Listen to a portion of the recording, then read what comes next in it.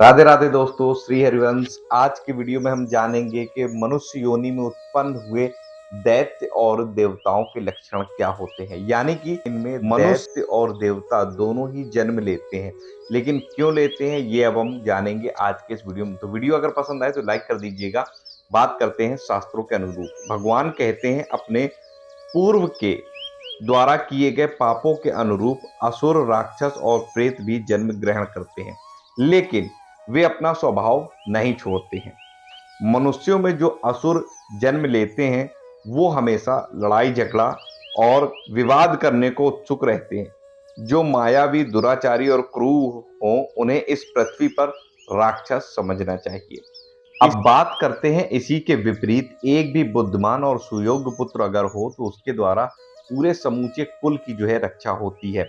एक अगर वैष्णव पुत्र है तो वो पूरे कुल की अनेक पीढ़ियों का उद्धार कर सकता है। जो पुण्य तीर्थों और मुक्ति के क्षेत्र में ज्ञान पूर्वक मृत्यु को प्राप्त करते हैं वे संसार सागर से तर जाते हैं, और जो ब्रह्म ज्ञानी होते हैं वे स्वयं तो तरते ही हैं और दूसरों को भी तार देते हैं। इसी प्रकार एक पतिव्रता स्त्री जो है अपने कुल का उद्धार कर देती है, और जो देवताओं के पूजन में तत्पर रहने वाला धर्मात्मा होता है वह भी अपने कुल का उद्धार करता है। ये हमारे शास्त्र कहते हैं। अब बात करते हैं कि कलयुग के अंत में जब शहर और गांव में धर्म का नाश हो जाता है, तब अगर एक भी धर्मात्मा पुरुष है तो वो पूरे गांव, जन समुदाय और कुल की रक्षा करता है। अब मनुष्य योनि में जन्म लेने वाले देवताओं के क्या लक्षण होते हैं वो भी आपको बताते हैं।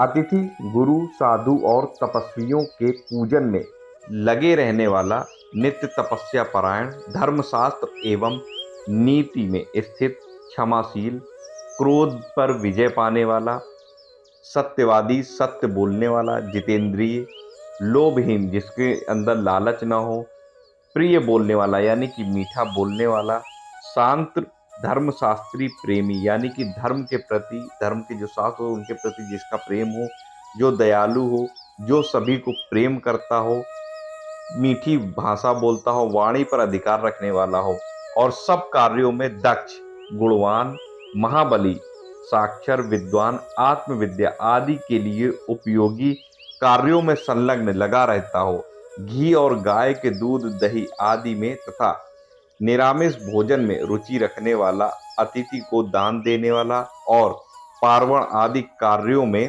प्रवृत्त रहने वाला, जिसका समय स्नान, दान आदि शुभ कर्म, व्रत, यज्ञ, देव पूजन तथा स्वाध्याय आदि में ही व्यतीत होता है, कोई भी दिन व्यर्थ नहीं जाने पाता है, वही मनुष्य देवता होता है।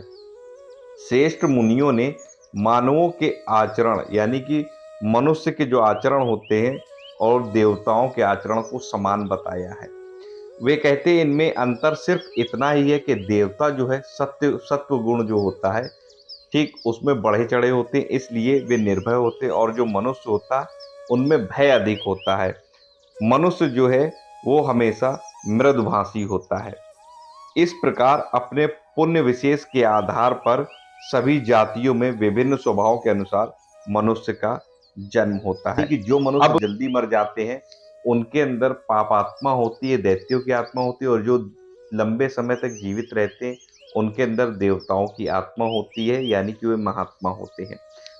सतयुग में देव जाति के मनुष्य ही इस पृथ्वी पर जन्म लेते हैं, दैत्य अथवा अन्य जाति के लोग जन्म नहीं लेते हैं। त्रेता में एक चौथाई दैत्य जन्म लेते हैं, और द्वापर में आधे जो है देवता रहते हैं, आधे राक्षस रहते हैं, और कलयुग की संध्या में यानी कि जब कलयुग खत्म होने वाला होता है और सतयुग लगने को जो समय होता है उसे संध्या समय कहा जाता है, संध्याकालीन कहा जाता है। उस समय जो है संपूर्ण पृथ्वी पर जो है दैत्यों का ही राज होता है। इसीलिए धर्म की स्थापना, धर्म की रक्षा के लिए भगवान को अवतरण लेना पड़ता है, अवतार लेना पड़ता है। तो आशा करता हूँ आप समझ पाए होंगे कि जो मनुष्य योनि में जन्म लेते हैं दैत्य और देवता, उनके लक्षण क्या होते हैं। वीडियो अगर पसंद आया हो तो लाइक करिए, चैनल पर नए सब्सक्राइब कर लीजिए, कमेंट में जय श्री कृष्ण जरूर लिखिए। मिलता हूँ अगली वीडियो में नई जानकारी के साथ, तब तक राधा वल्लभ श्री हरिवंश।